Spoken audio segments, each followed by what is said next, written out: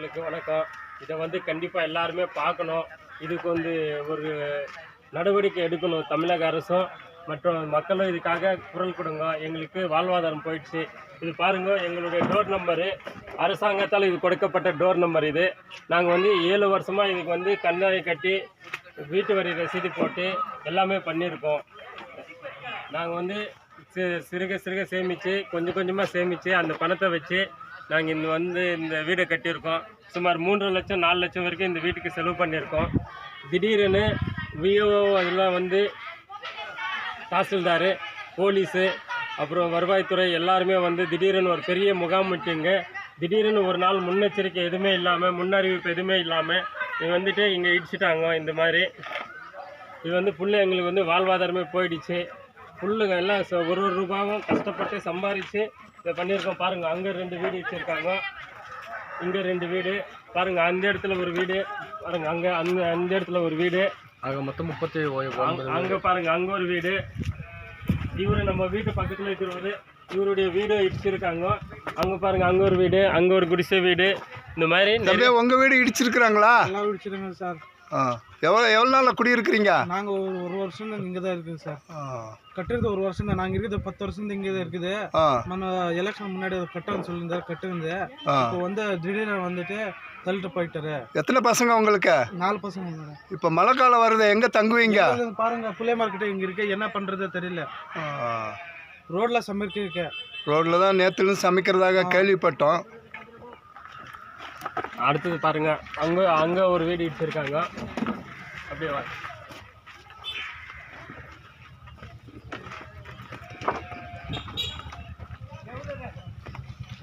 இது இடிக்கப்பட்ட ஒரு வீடு. இது வந்து இடிக்கப்பட்ட ஒரு வீடு. இது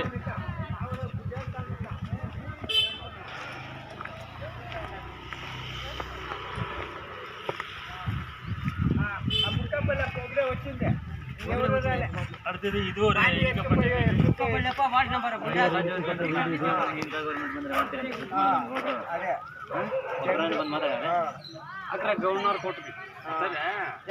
இதே மாதிரி இந்த ஊரில் வந்து 32 வீடுங்களை வச்சுருக்காங்க. பாருங்கள், பொம்பளைங்கெல்லாம் நைட்டெல்லாம் இங்கே தான் பாய் போட்டு இங்கே தான் படுத்திருந்தோம். நைட்டெல்லாம் பொம்பளைங்கெல்லாம் இங்கே தான் சமைச்சு இப்போ பாருங்கள், குழந்தை குட்டியோடு எல்லாருமே இங்கே தான் இருக்கோம். இங்கே தான் நைட்டெல்லாம் படுத்து சமைச்சு இங்கே தான் வாழ்ந்துட்டு இருக்கோம். எங்களுக்கு வீடு இல்லை, எதுவுமே இல்லை. இந்த இடத்த விட்டால் எங்களுக்கு வேறு எதுவுமே இல்லை.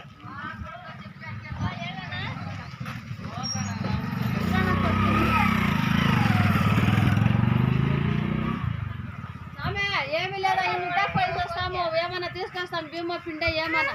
అంత డబ్బాలంతా పోయిండే, పగిలిపోయిండాయి. మా చేతిలో ఉండే కాదు, షుగర్ పేషెంట్ மொத்தமாக வந்து 32 வீடு இடிச்சிருக்காங்க. இடிச்சதுக்கான முன்னெச்சரிக்கை எதுக்கு எங்களுக்கு கொடுக்கல. அங்கே ஒரு வீடு இடிச்சிருக்காங்க.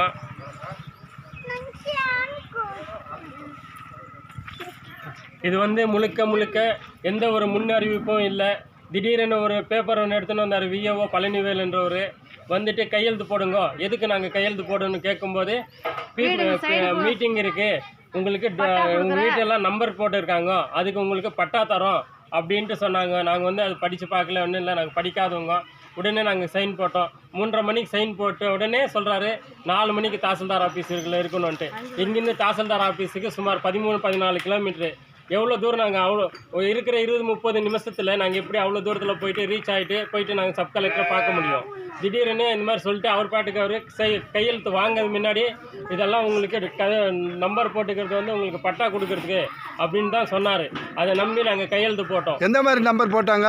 1, 2, 3ன்னு 1லேருந்து 32, 33 நம்பர் போட்டாங்க. கையெழுத்து வாங்கும்போது நாங்கள் தெளிவாக கேட்டோம், இது எதுக்கு கையெழுத்து வாங்குறீங்க? இது எதுவுமே இல்லையே, வெறும் பேர், மொபைல் நம்பரு, கையொப்பம் மட்டும் இருந்தது. வேறு பேப்பரெல்லாம் வேறு அட்டாச்சிங் பேப்பரை வச்சுக்கிட்டு எக்ஸ்ட்ரா பேப்பர் வச்சுட்டு கையில் இருந்தார்.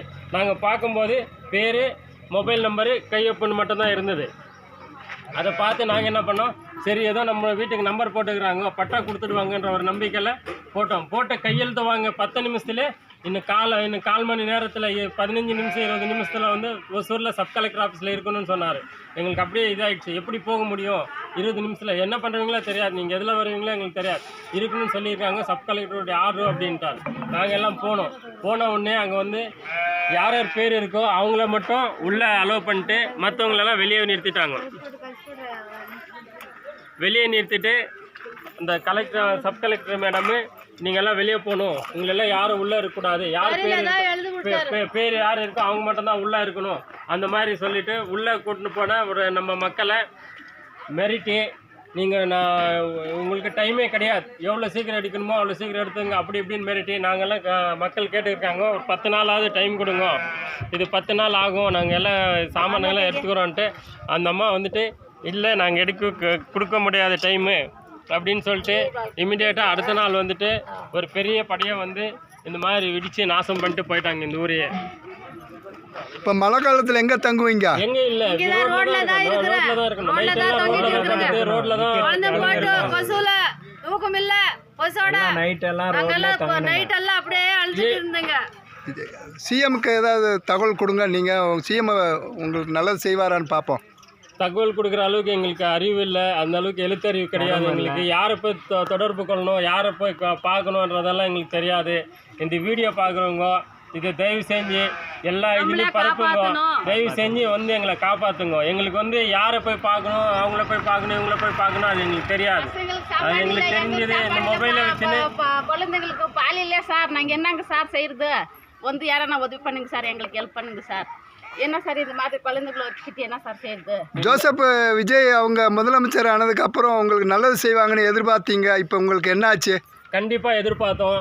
அது வந்து இது வந்து அவர் பார்த்துட்டு தக்க நடவடிக்கை எடுத்து தகுந்த இந்த அட்டூழியத்தில் ஈடுபட்ட அத்தனை அதிகாரிகள் மீது நடவடிக்கை எடுத்து அவங்களுக்கு ஒரு தக்க பாடம் இந்த மாதிரி எந்த ஊர்லேயும் தமிழ்நாட்டில் எந்த ஊர்லேயும் இந்த மாதிரி பாதிக்கப்படக்கூடாதுன்ட்டு ஒரு தக்க நடவடிக்கை எடுத்து அவங்களுக்கு ஒரு தக்க பாடம் கொடுத்து இது தகுந்த நடவடிக்கை எடுத்தே ஆகணும். இது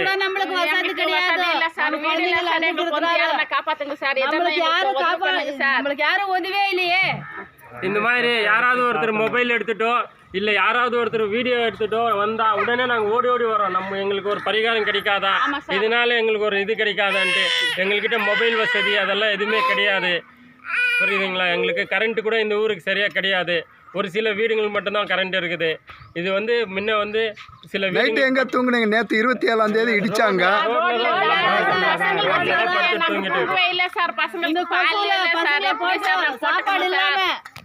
நாங்க ரோட்ல தான் தங்கிட்டு இருக்கீங்க சார். ஆமா சார், சாப்பாடு இல்ல சார், 3 நாள் சாப்பாடுமே இல்ல சார். இடிச்சிட்டு போயிட்டாங்க, பட்டா தரேன்னு சொல்லி இடிச்ச வீட்டுக்கு தான் நம்ம கையில கையெழுத்து வாங்குனாரு, ஏமாத்தி கையெழுத்து வாங்கினாரு. ஐயோ, இடிக்கப்பட்ட எங்க வீட்டுக்கு 7-8 வருஷமா கந்தாய ரசீது கட்டியிருக்கோம், ஓட்டர் ஐடி கார்டு இருக்கு, ஆதார் கார்டு இருக்கு, ரேஷன் கார்டு இருக்கு, எல்லாமே இருக்கு. ஆனா எங்க பேர்ல வந்து வேற இடத்துலயோ எங்கேயோ ஒரு சொந்த இடமோ எதுவுமே கிடையாது. இதை விட்டு எங்களுக்கு வேற எதுவுமே கிடையாது. தக்க நடவடிக்கை எடுத்து அரசாங்கம் எங்களை காப்பாற்றணும்.